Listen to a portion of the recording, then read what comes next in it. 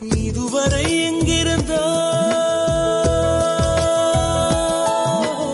இதயமும் உன்னை கேட்கிறதே. பெண்ணே எங்கே மறைந்திருந்தாய், என்னுள் எப்படி நுழைந்து கொண்டாய்?